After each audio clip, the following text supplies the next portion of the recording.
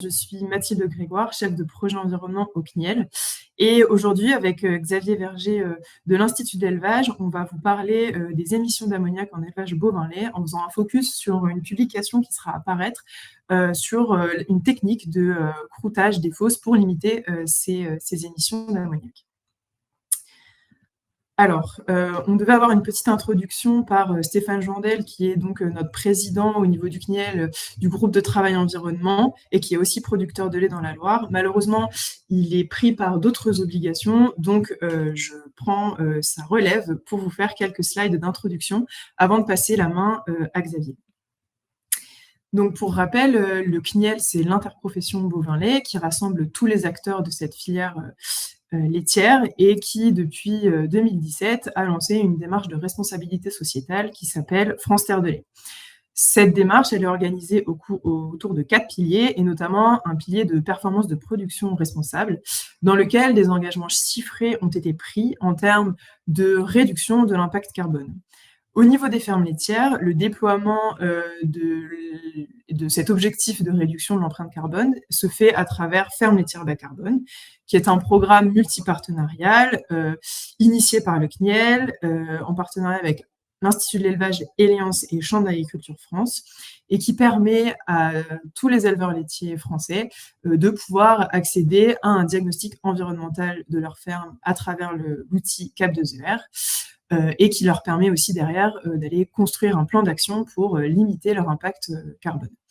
Aujourd'hui, on a plus de près de 24 000 éleveurs qui sont engagés dans cette démarche. Ça représente quasiment 60% des éleveurs laitiers français, et on a un objectif d'atteindre 100% des élevages laitiers d'ici à 2030. Donc, comme je le disais, cette entrée ferme laitière bas carbone, elle est d'abord avec un prisme carbone. Et donc, lorsqu'un éleveur veut rentrer dans cette démarche, il fait appel à un conseiller spécialisé qui vient collecter les données de l'élevage pour les entrées dans l'outil CAP2ER, et après analyse des résultats de l'exploitation, il y a une co-construction d'un plan d'action qui se fait. Ici, à droite, vous avez un écran d'exemples de résultats de CAP2ER, où on a à gauche toutes les contributions positives qu'on met en avant aussi dans Fermes laitières bas carbone, donc le nombre de personnes nourries, le stockage de carbone permis par la ferme, l'entretien de la biodiversité et la production d'énergie renouvelable lorsqu'il y a un atelier. Et à droite, les impacts plus négatifs sur lesquels il y a des marges de progrès sont souvent à identifier. Voilà. Et il s'avère que en plus des gaz à effet de serre, il y a aussi des indicateurs qui traduisent un peu des pertes d'azote vers l'air, et donc sous forme d'ammoniac, donc le thème qui nous intéresse aujourd'hui, mais aussi vers l'eau et les consommations d'énergie. Donc ici, les résultats sont moyennés sur l'année 2023 pour toutes les exploitations qui ont réalisé un diagnostic CAP2ER. Et donc, pour limiter les transferts d'impact et travailler avec une approche globale, il a été décidé au niveau du CNIEL d'intégrer cette problématique ammoniac et qualité de l'air dans le fonctionnement et l'analyse de la durabilité des systèmes de production. Et c'est pourquoi, en 2017, le CNIEL a financé, à l'aide d'Interbev et de la CNE, un projet qui a été piloté par IDEL et qui s'appelait RUMI-NH3. Et donc, ce projet, il avait pour 3 objectifs. Le premier, d'évaluer les méthodes de quantification des émissions en lien avec les organismes d'inventaire, et de faire en sorte que tout ce qui est mis en place au niveau des fermes bovines est bien pris en compte, et que les facteurs d'émission sont bien pris en compte dans les systèmes d'inventaire.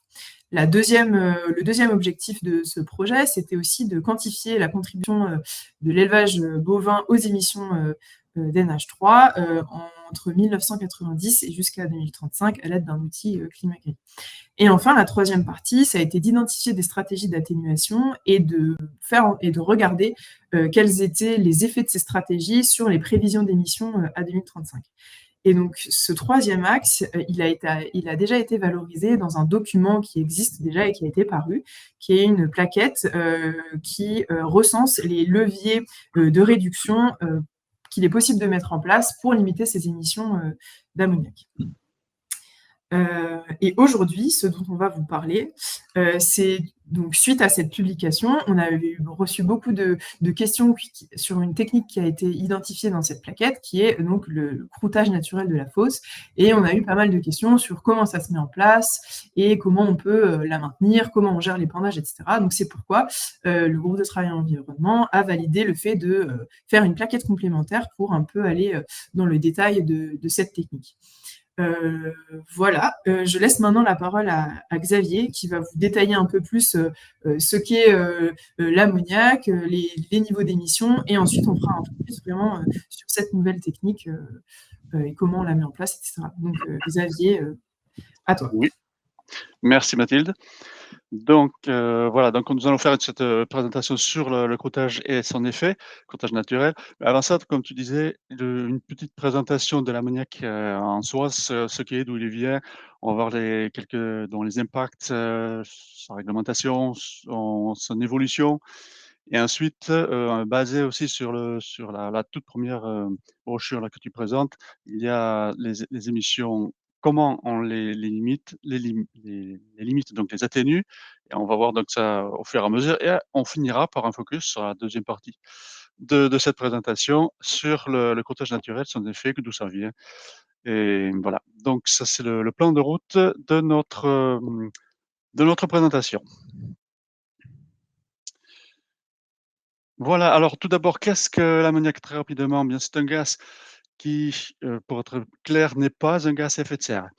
Donc il n'est pas à prendre en compte dans les enjeux climatiques, mais malgré tout, il peut générer indirectement des émissions d'un gaz qui est, lui, à effet de serre, qui est le N2O, donc le protoxyde d'azote. Mais ça intervient à travers d'autres réactions. Donc il n'y a pas d'enjeu climatique avec lui, mais un effet sur la qualité de l'air. Ceci dit, en parallèle, c'est quand même un composé azoté. Donc, si vous voyez, c'est NH3.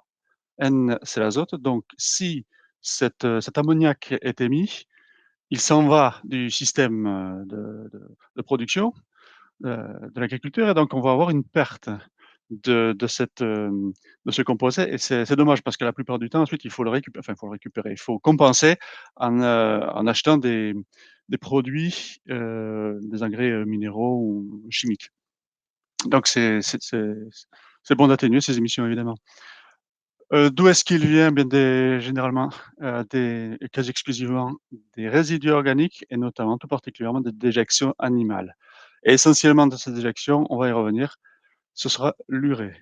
Ces émissions sont rapides, ça il faut avoir ça en tête aussi. Donc c'est en quelques heures qu'il va vraiment commencer à se mettre en place, et au bout d'une journée, la plupart de ce qui a été excrété sera émis.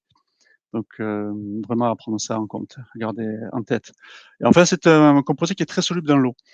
C'est intéressant à noter parce qu'il y a parfois, on parle au niveau de pratique d'atténuation, si on on épand juste avant une pluie, bon, bien sûr, on contrôle pas le climat, mais si c'est possible, oui, eh bien, c'est une bonne chose parce qu'on garde l'ammoniac, et tout simplement parce que, enfin, il retombe sur le sol parce qu'il se dissout dans l'eau, et ensuite il est drainé dans les couches superficielles du sol. Deuxième chose importante là, c'est qu'étant très soluble dans l'eau, au niveau de la santé, on va y revenir, et c'est les prochaines diapos, il sera irritant au niveau des yeux, au niveau du nez ou de la gorge. Donc intéressant à connaître aussi. Pour les impacts, donc 2 choses, sur l'environnement et sur la santé. Là, l'environnement, j'assiste, ces 4 impacts importants: acidification des sols.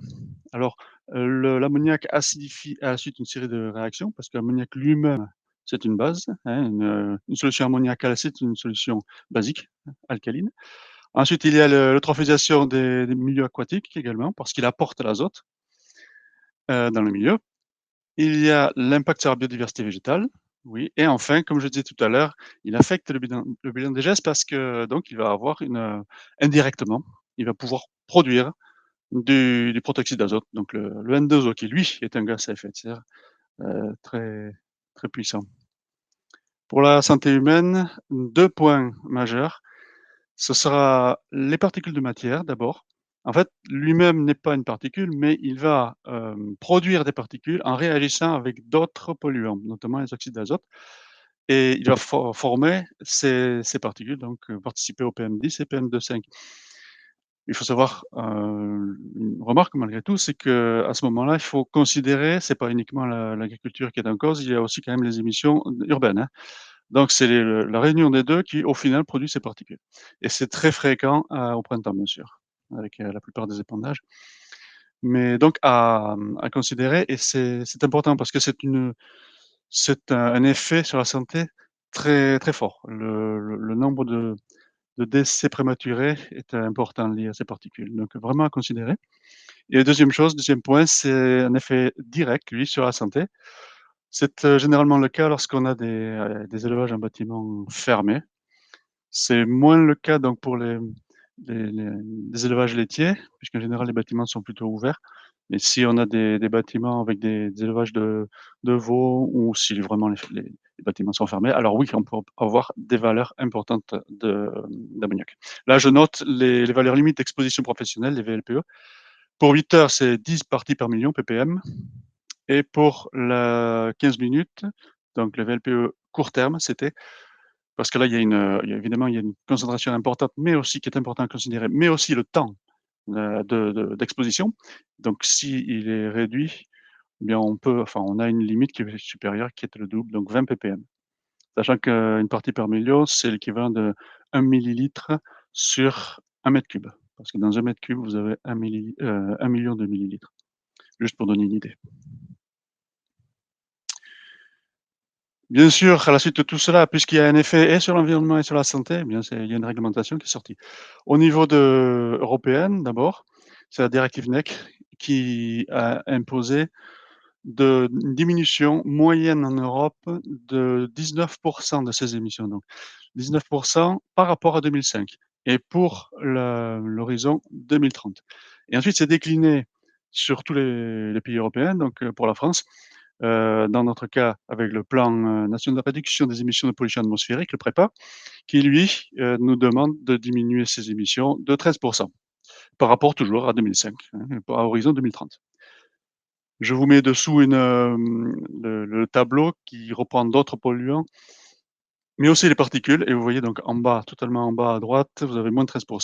C'est l'objectif donc 2030 pour l'ammoniac et au-dessus, vous avez moins 57 et ça, c'est pour les particules de 5. Là aussi important à considérer étant donné que l'ammoniac participe à ces émissions,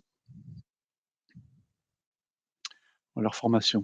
Alors bien sûr pour pouvoir, atténuer, parce que c'est ce qu'on recherche, atténuer ces émissions, il faut savoir d'où elles viennent.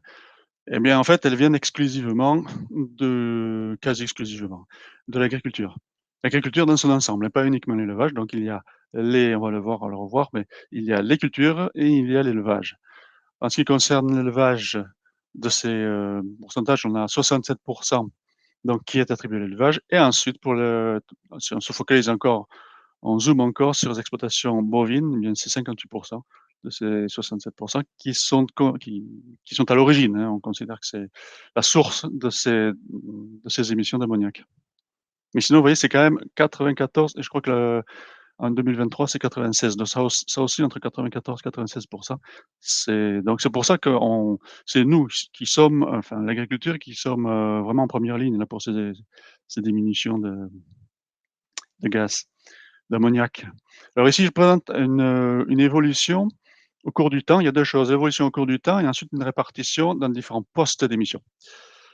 Alors déjà, au cours du temps, on voit qu'il y a une diminution et ça c'est intéressant, OK. On est passé de plus de 700 kilotonnes à un peu plus aux alentours de 750 kilotonnes en 2023. Donc de 90 en 2023. C'est intéressant, mais il faut savoir malgré tout que le principal pilote là-dedans, c'est quand même la diminution du cheptel. Donc c'est bien, mais enfin je veux dire c'est bien pour les émissions, mais c'est quand même problématique, en ce qui concerne notre production. Bon, ceci dit, on a aussi une répartition là qui est présentée, un focus avec le camembert à droite mais tout ça se retrouve évidemment, on le voit bien, réparti sur les barres et alors les barres, lorsque en orange jusque le marron, donc en bas marron, on se retrouve avec le bâtiment stockage des élevages. Pour le bleu et le jaune, ça va être les épandages, avec le bleu qui sont les amendements minéraux et qui sont, donc vous le voyez, c'est la partie la plus importante. En 2023, c'était 33%. Et donc en jaune, c'est les épandages, mais organiques. Et enfin, en vert, c'est le pâturage, qui était en 2023 de 15%. Donc, voilà, donc ça donne ici une évolution qui en soi est bonne, hein, puisqu'il y a une diminution, avec la répartition des, voilà, des différentes postes d'émission. Si on se focalise maintenant, non, ça c'était l'agriculture, si on se focalise maintenant sur les élevages bovins, là je récupère ces informations-là, vous les retrouverez dans la brochure dont a parlé Mathilde tout à l'heure et qui est déjà parue. Donc il y a ces différents postes d'émission avec ces pourcentages-là d'émissions donc pour spécifiquement l'élevage bovin. Donc vous avez un quart qui se trouve au niveau bâtiment, gestion d'éjection, un cinquième pour les stockages d'éjection, je vais le voir tout à fait à la fin, et les épandages de déjection 30%, puis donc pâturage 10, fertilisation minérale 15%. Ce que je vais faire maintenant, c'est passer un peu en revue chacun de ces postes-là et voir les différentes possibilités d'atténuation. Et ensuite, on va finir par le stockage et continuer par les côtes naturelles. Alors, dans la première partie, donc pour limiter ces émissions d'ammoniac, eh bien, on a les bâtiments d'élevage et la gestion et d'éjection dans les bâtiments. Alors ici, trois possibilités, trois leviers. Le premier, très important, c'est ajuster l'alimentation protéique des vaches laitières. Les protéiques, parce que donc c'est là que se retrouve essentiellement l'azote. Et pourquoi? Parce que vous voyez, il y a dans l'image de cette vache-là, vous avez différents pourcentages de répartition de l'azote. Et dans ce travail-là, qui a été fait en 2019, vous voyez que la plupart de l'azote s'en va dans la déjection. C'est à peu près 2 tiers de l'azote ingéré. Si on arrive à diminuer ces déjections, ces excrétions, à ce moment-là, ça va avoir un effet finalement sur toute la chaîne qui va s'ensuivre de l'utilisation de l'azote. Donc on est là en bâtiment, mais après bien sûr au stockage et à l'épandage. Donc c'est un effet en cascade.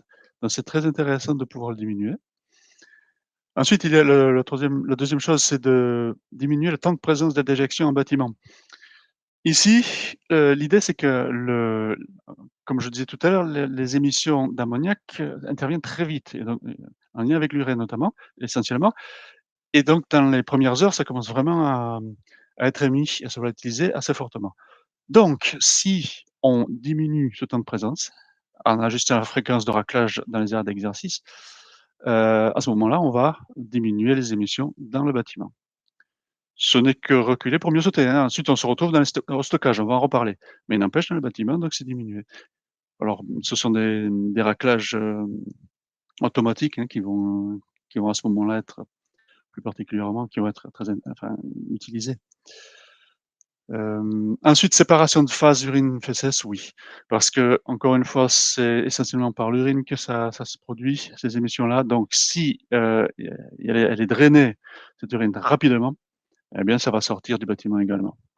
Donc c'est un sol sur lequel qu'il faut regarder. Enfin, c'est la surface du sol qui doit être adaptée, elle doit être drainante. Là, il y a une idée de pente, pas plus de 3%, sinon c'est dangereux pour les animaux, ils peuvent glisser. Mais sinon, il y a des tapis aussi caoutchoutés qui peuvent être vraiment intéressants également dans ce contexte-là. Donc, je ne vais pas rester plus longtemps. Il y a le deuxième point, c'est, eh bien, ça va être, 2 et 3, les épandages de déjection. Très important puisque c'est encore 30%, c'est le poste le plus émissif.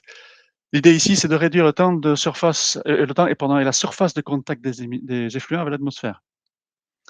Donc ici, on va le revoir un peu d'ailleurs au niveau du stockage, pourquoi c'est important. Mais ce principe-là étant acquis, il faut donc utiliser des matériels d'épandage qui soient le moins émissifs possible, et par rapport à la buse-palette, qu'il va à ce moment-là mieux vaut l'éviter, c'est le pendillard et l'enfouisseur prairie.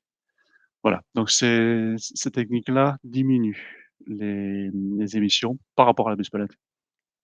Et la buse pellet étant l'outil, enfin le matériel le plus émissif, c'est pour ça qu'il est vraiment dans le collimateur en fait, dans la réglementation. Fertilisation minérale, alors ici, ben, limiter les engrais azotés.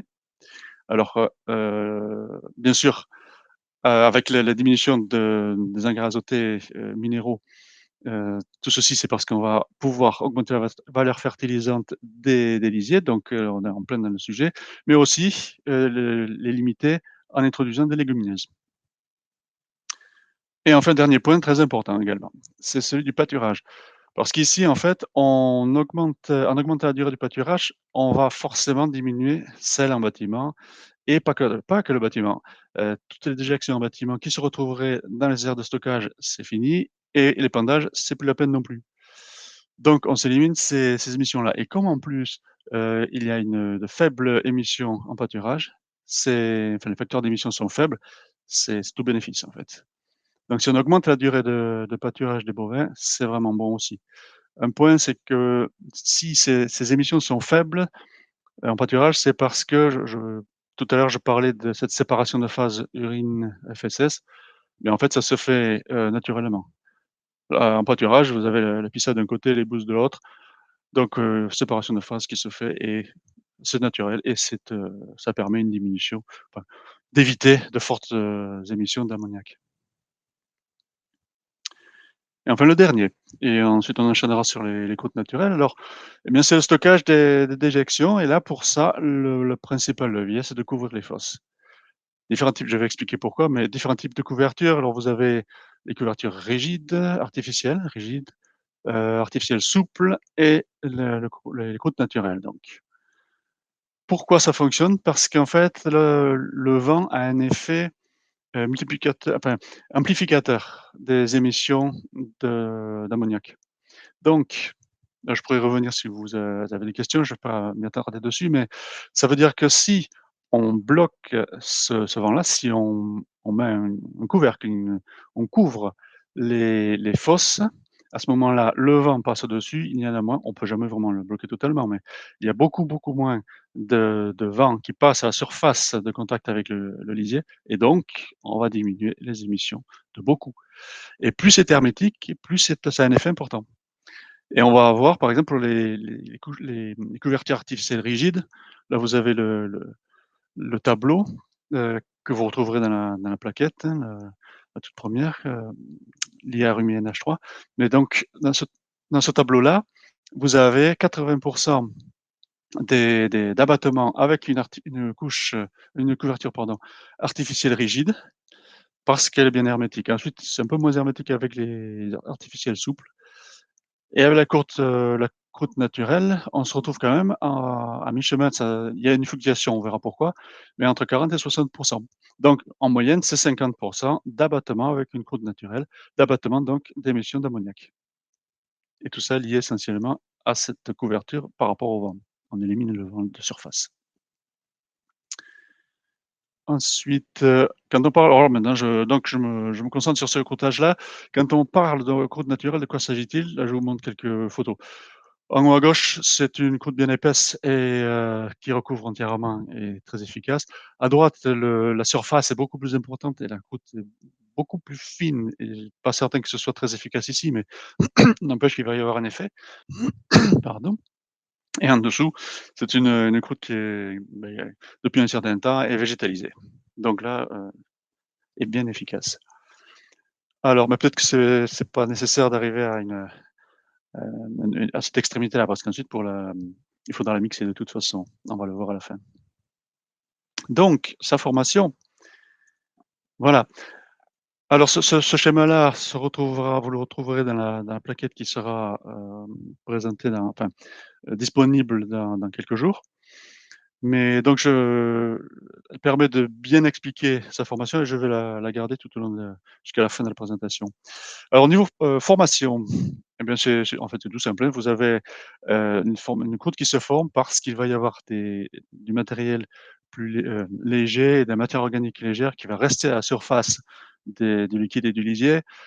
et qui va être lié à des fibres qui ne sont pas digérées et aussi à des résidus qui sont raclés et amenés dans les fosses, donc en provenance des bâtiments. Donc tout ceci va rester à la surface. En moyenne, pour qu'il y ait une séparation, et aussi sédimentation, hein, vous voyez là, tout en bas, disons qu'il y a une 10-20 jours, une étude qui me donnait cette durée-là pour que ça se forme bien comme il faut.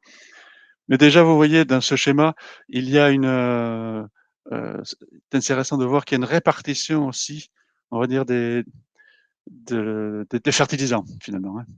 Donc la croûte avec matière, organique sèche en haut, puis dessous, une zone liquide intermédiaire avec des matières, azotées, mais type ammoniacal, urée et aussi du potassium et enfin en bas, une sédimentation où va se retrouver essentiellement le phosphore et l'azote organique. L'azote organique qui devra ensuite se décomposer pour être, libéré et utilisable par les plantes. Mais donc on en reparlera, ce sera important pour le mixage là aussi. Bien, dans cette formation-là, je parlais donc des aliments et des résidus qui s'y retrouvent au-dessus, mais ensuite il y a quand même d'autres points à considérer. Vous avez le climat qui est important forcément parce que si on a une forte évaporation avec température élevée, donc chaud et sec, HR c'est pour, humidité relative, donc basse, donc si on a un climat chaud et sec, la croûte se formera plus rapidement. Je parle de biologie ici parce que, dans le lisier, il va y avoir de la fermentation. Ces micro-organismes vont générer des bulles qui vont remonter à la surface et qui vont entraîner, aussi la matière organique à la surface. Et ensuite, oui, système de remplissage, c'est mieux de remplir la fosse par le fond. Parce que si on le fait par le dessus, on va avoir une partie de la croûte qui sera brisée, donc c'est un peu moins efficace. Ça le restera parce que c'est quand même pas toute la surface qui sera brisée, mais il n'empêche que ce sera un peu moins efficace. Et enfin, un point, dont on n'y pense pas forcément, c'est le ratio surface-volume. Si vous avez un volume réparti de manière plutôt horizontale, on va avoir une grande surface et donc grande surface émettrice aussi, en lien avec le vent et tout ça. L'idée, c'est que une même matière, organique va se retrouver répartie sur une surface importante, donc elle sera moins épaisse. Moins épaisse que si ce même volume se retrouve plutôt de manière verticale avec une surface qui est moins importante, moins grande. Je vous remets les 2 photos en dessous, je crois que ça explique bien ce qui se passe et cet effet finalement. À considérer toujours, je reprends le climat. Alors je reprends, le climat chaud et sec favorise la formation, OK, de la croûte, mais le climat, il y a aussi de la pluie, on n'est pas à l'abri de tout ça, heureusement. Alors la pluie va provoquer une dissolution de cette, croûte. Alors c'est pas une dissolution chimique, elle va se dissoudre, elle va se s'humecter et ici, il va y avoir à ce moment-là une efficacité bien affaiblie. Donc au cours de l'année, on va avoir une évolution, plus ou moins d'émissions suivant le climat et en fonction donc de l'épaisseur de la croûte ouais, ça sera plus ou moins bien formé. Hem, donc à noter, mais en moyenne donc je reprends, c'est 50. C'est estimé à 50 d'abattement. Ceci dit, vu il n'y a pas de couverture, vraiment sur la fosse, il va falloir malgré tout prendre en compte le fait que l'eau va pouvoir remplir également les fosses. Donc on va toujours garder une garde pardon, sur les types fossalisiers qui sont non couvertes. Autrement dit, ici 50 centimètres, c'est recommandé. Alors que si on avait donc une toiture on aurait une garde de moitié, de 25 centimètres ici, de recommandé. Donc à prendre en compte. Ça n'enlève pas l'entrée bien sûr de l'eau. Alors, il y a de fortes, un grand intérêt, mais il y a aussi, des problèmes des problèmes, une limite quand même dans cette croûte, naturelle. En fait, c'est l'épandage parce que pour pouvoir épandre, efficacement, il faut broyer cette croûte. Et pourquoi? Parce que si on enfin, si on a si on garde l'azote, du bâtiment jusqu'au stockage, si au stockage on garde encore l'azote, il faut essayer d'éviter qu'encore une fois en aval, on ait des matériels qui soient, d'épandage qui soient très émissifs, comme les bus palettes. Parce que le risque, là je le marque en rouge ici, le risque d'émission d'ammoniac devient de plus en plus élevé, étant donné que l'on conserve, et c'est une bonne chose, l'ammoniac, donc l'azote, dans les fossilisiers. Mais en contrepartie, on a un risque d'émission qui, donc en aval, donc pour l'épandage, qui peut être, important. C'est pour ça qu'il faut essayer d'avoir et de garder des matériels d'épandage le moins émissifs. Le truc, c'est que ce matériel-là fait passer le lisier par des tuyaux et il faut éviter de les boucher. D'où l'idée de broyer cette, croûte le plus possible et alors une recommandation qui peut être faite, c'est quand on connaît la date d'épandage, eh bien, une semaine avant, commencer à mélanger. Ça permettra d'humecter, de commencer une certaine, dissolution et fermentation, mais donc de dissoudre un peu cette croûte-là et quelques heures avant l'épandage, faut pas le faire de suite avant parce que ça peut prendre du temps, plusieurs heures, faire un broyage et un mixage, très efficace, et donc juste avant l'épandage. C'est important pour cela, mais c'est important donc pour éviter que les tuyaux soient bouchés. C'est important aussi parce que comme on l'a vu tout à l'heure, il y a une répartition des, de la valeur, enfin, des caractéristiques du lisier, donc la valeur fertilisante du lisier qui est particulière dans cette fosse-là. Donc une partie un peu liquide où on a, l'ammoniac, l'urée et le potassium et tout en bas, le phosphore et l'azote organique. Donc il faut mélanger tout ça parce que si on ne le fait pas, on risque d'avoir lors de l'épandage une partie des éléments, fertilisants qui vont se répartir, qui vont aller dans un coin du champ et le reste, je sais pas, le phosphore va se retrouver dans un autre.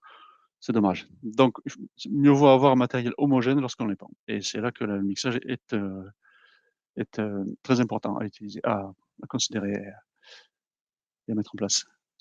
Et enfin,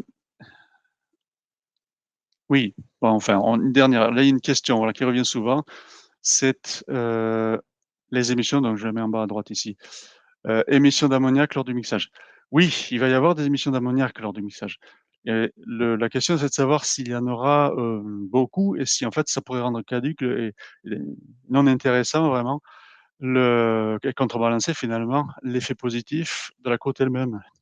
En fait, il va y avoir, oui, émission lors du mixage, mais ce sera ponctuel, donc c'est sur quelques heures, quand bien même ce serait une après-midi. On a l'effet de la croûte qui, elle, va avoir lieu sur une durée de potentiellement de plusieurs mois. Donc là, on n'est pas dans les mêmes ordres de grandeur. C'est pour ça que c'est malgré tout intéressant. Mais c'est vrai qu'il va y avoir des émissions, lors du broyage. Voilà et les co-bénéfices maintenant, ce sera ma dernière diapo. Alors, ben, le gros avantage aussi de la croûte, c'est que, bon, c'est un milieu qui est, aéré en général, lorsqu'il ne pleut pas et il va y avoir des micro-organismes aérobies, donc qui utilisent l'oxygène et qui vont utiliser le méthane. Donc c'est des méthanotrophes. Elles vont l'utiliser pour récupérer le carbone ou pour l'énergie et donc le méthane qui a été formé, les bulles de méthane donc qui sont formées dans le lisier, sous la croûte, vont remonter à la surface, vont devoir traverser cette croûte-là et vont être captées et un peu filtrées, pas entièrement évidemment, mais un peu par ces micro-organismes. D'où une diminution des émissions de méthane avec cette croûte-là lorsqu'elle est bien formée, qui est estimée à 40, ce qui est pas rien. Le deuxième point intéressant, heu et j'en finirai par là, c'est donc une amélioration de la valeur fertilisante du lisier. On en a parlé.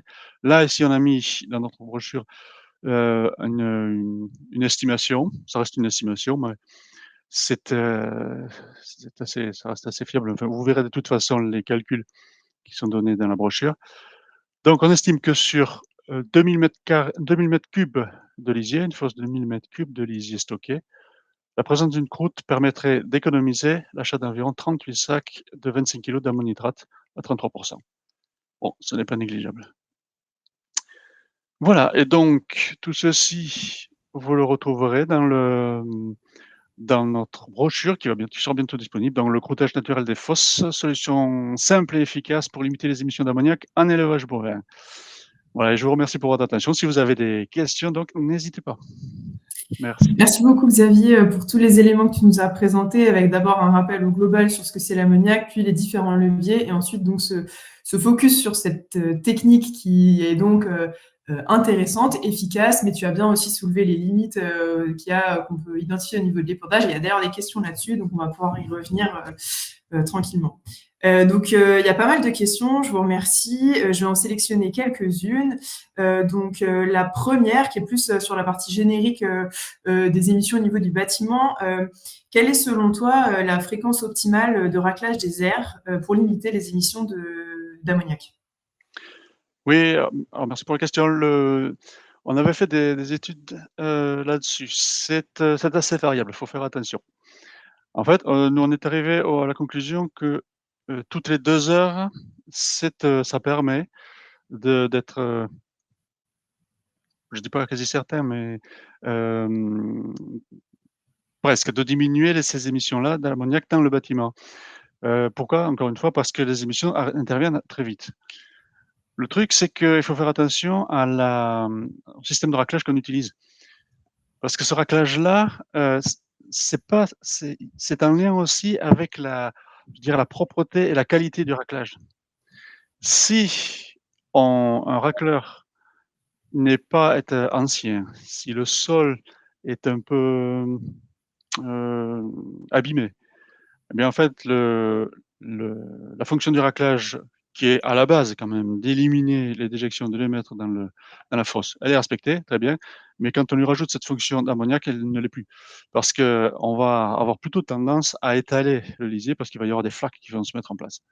Donc, si on a une bonne un bon nettoyage des airs par ce raclage-là, ça peut descendre en dessous de toutes les 2 heures. Mais en moyenne, étant donné on a fait un travail sur 60 fermes, et en moyenne, c'était 2 heures. Mais encore une fois, les raclages n'étaient pas nécessairement les meilleurs. Enfin, je veux dire en termes de qualité de nettoyage. Voilà. Donc il y a ces 2 points à prendre en compte. Mieux c'est raclé, plus c'est propre finalement, et plus on peut le faire, sur une fréquence plus faible. Si ce ne l'est pas du tout, ça peut même parfois, dans certains cas, on l'a observé, ça peut même augmenter, hein, les émissions. Donc bon, faut faire attention. Ok, merci. Il y a une autre question encore un peu plus générale sur l'épandage au niveau des prairies. Donc, pour limiter les émissions, est-ce que c'est plus conseillé d'utiliser un pendillard mais sans travailler le sol en amont, ou alors un enfouisseur au niveau de la prairie? Je ne sais pas si tu as un avis là-dessus. Si, ben, les enfouisseurs sont plus efficaces en général, parce que bon, après il y a peut-être d'autres problèmes derrière, mais les enfouisseurs sont plus, pour ce qui est des émissions d'ammoniac, sont plus intéressants parce que l'idée, c'est d'éviter vraiment le surface de contact entre le lisier et l'air. Donc si c'est un fouille direct, c'est bon. Maintenant si, et c'est mieux qu'un pendillard. Maintenant, si on a, à la suite d'un pendillard, un enfouissement qui se fait rapidement, là c'est bon, je veux dire. Mais seulement ça nécessite généralement de passer 2 fois, ce qui est pas toujours possible. Voilà, et si le sol est travaillé avant, eh bien ça permet une, une percolation, une élimination des lisiers et des liquides plus facilement. Donc là, oui, effectivement, et ça évite aussi que les feuilles, que le lisier soit réparti sur les feuilles, et donc qu'il y ait une surface de contact avec l'air plus importante. Donc là aussi, c'est meilleur, ce sera meilleur. Voilà. Merci. Sur un aspect plus réglementaire, si jamais tu as une idée, il est mentionné, et effectivement on en entend beaucoup parler, que la buse palette serait bientôt interdite. Est-ce que toi, tu as entendu des informations sur une date, ou pas forcément? Non, je pense que effectivement, ça devait être cette année, c'est repoussé. Je pense pas qu'il y ait de date précise qui soit encore mise en place, pas à ma connaissance. Je pense qu'il est repoussé, mais plus ou moins théoriquement, au début de l'an prochain. Mais ça reste, il n'y a pas de date fixe à ma connaissance, hein, pour ça. Et de toute façon, il y aura des dérogations parce que dans certains cas, il n'est pas possible, notamment les fortes pentes, il n'est pas possible d'utiliser autre chose. Enfin, très difficile d'utiliser autre chose. Un très large pendillard ne pourra pas être utilisé, par exemple. Donc voilà. On va passer à des questions maintenant plus en lien avec le croûtage et notamment cette gestion de l'épandage. Mais avant ça, je me posais une question. Est-ce que tu sais si dans le Cap de Zeher, si un éleveur a une fosse qui est croûtée naturellement, va bien y avoir un abattement qui va être répercuté dans les résultats de son diagnostic sur l'ammoniac, et comme il y a un co-bénéfice sur le méthane, est-ce qu'il y a aussi quelque chose qui sera rendu compte dans le Cap de Zeher? Oui, et sur les deux. Effectivement, si on a une croûte, c'est pris en compte. Il y a les facteurs d'abattement. Donc 50% pour la croûte et 40% pour le méthane. Oui. Et l'idée d'un capteur, c'est bien c'est un flux d'azote, hein, il faut considérer là dans le calculateur. On parle du bâtiment et il y a une quantité générée, excrétée par les animaux dans le bâtiment. Ça, c'est calculé, c'est estimé, et tout ceci va être il y a des émissions qui sont prises en compte et donc on diminue la quantité d'azote qui va passer dans le stockage. Il y a des émissions qui sont prises en compte dans le stockage et ensuite des émissions dans l'épandage. Donc tout ceci, c'est un flux, hein, dans le calculateur. Mais effectivement, si on a une croûte, c'est pris en compte dans le calculateur, et c'est vrai à la fois pour l'ammoniac, mais aussi pour le méthane. Et pour les inventaires, au passage, ce sera pareil, c'est pris en compte. Ok, merci, c'est très clair. Ouais. Donc il y a une question, mais tu l'as déjà évoqué dans la présentation. Donc lors du malaxage de la fosse, avant la vidange, il y aura bien des émissions d'ammoniac qui vont avoir lieu. Mais tu l'as précisé, Oui, ce sera toujours moins que tout ce qui aura été évité et oui. par le maintien de la croûte en amont. Je Oui, sais pas c'est si- ça. Oui, oui, c'est ça. Parce que effectivement, on en aura de toute façon des émissions parce qu'il va y avoir après au fur et à mesure que la croûte se dissout et que tout redevient un peu liquide. En plus de ça, on fait un mouvement, donc la surface avec le contact avec l'air qui va être, assez importante aussi, et une sorte de ventilation, enfin, à la surface. Donc forcément, il y aura plus d'émissions, oui. Là, il y aura des émissions qui vont apparaître. Mais comme je disais, oui, tu le rappelles, effectivement, ça ne contrebalance pas l'effet positif de la croûte parce que elle reste sur plusieurs mois et son efficacité reste sur plusieurs mois. Ouais. Je propose qu'on prenne deux autres questions avant de conclure.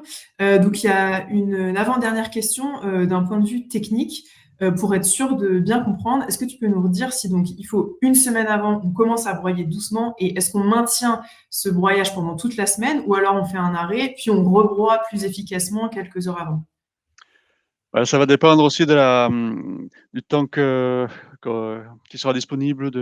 Je pense que au minimum, faire ça une fois, 5 jours ou une semaine avant, ce serait intéressant. On marquait tout à l'heure, enfin, je rappelais l'idée d'une croûte qui se forme au bout de 10 jours, 10-20 jours.